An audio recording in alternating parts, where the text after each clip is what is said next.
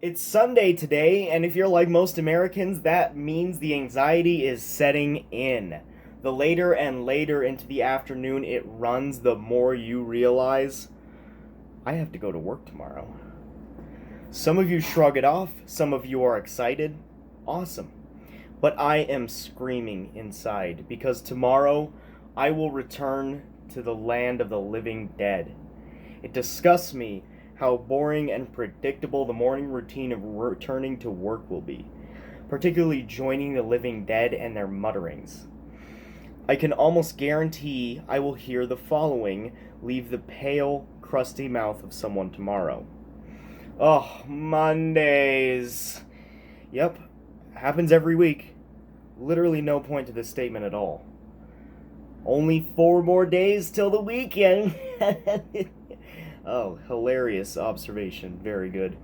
Mondays are the worst. Usually coming from someone who's experienced literally 5 decades of Monday mornings. Okay, I'll just go ahead and stop time for you. I just want to go back to bed. Okay, sleep more, go home, or shut up. I don't care how tired you are. We're all tired. It's the human condition. Or whatever cliche Monday morning uttering they decide to let pour out of their brain that morning. I'm constantly amazed that no matter what happens, no matter the occasion, the condition of the day, the same things get said over and over again. The thoughts and expression was dull in the first place. How did these people make it into their third, fourth, and fifth decades of their life and are still defeated by Monday mornings? Above that, how is it even worth talking to anyone about? This frustration is part of cynicism. I, and hopefully many others, can't comprehend how some can lack the conviction to what they're saying. How can they be well into adulthood with a disposition to something as cyclical as the day of the week? I try to express my disinterest in people's small talk and Monday morning mutterings, but they drag it out every time. What's worse is this zombie-like mindset drags on throughout the day and continues throughout the week.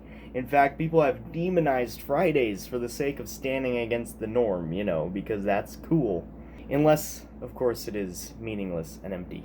A few weeks ago, a coworker came down into the locker room, and after 30 seconds of silently changing, he says the following: "Well, pretty soon there'll be snow dripping on our heads." I work on cars, and so when snow melts and you're underneath it while it's on a lift, it drips onto your head. I'm sorry, what? Did I miss the first half of this conversation? You break the ice by replying to something I never said, and it was July at the time, and it was a very hot week, so I guess he assumed I was complaining of the heat. I've also observed something that blows my mind clear out of my head, and it's mind-blowing mainly because I'm young and I have observed with open eyes. Adults complain about the weather and gripe about the oncoming season in a cyclical fashion every year.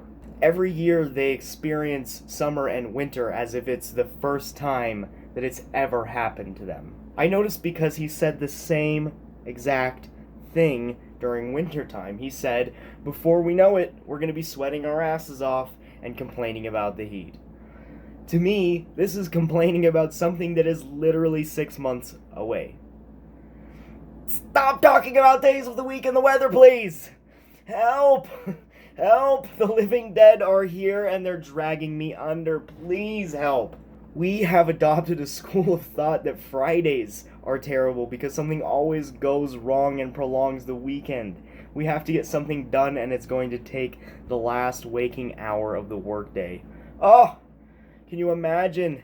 Can you imagine finishing your workload? That's ridiculous.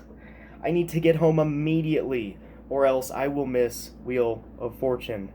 I also regret having to recap my weekend to my coworkers every Monday.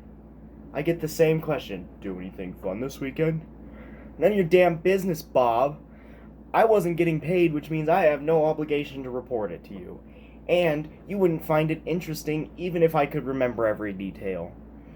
Okay. I'm not vocalizing this stuff, but it's definitely how I feel.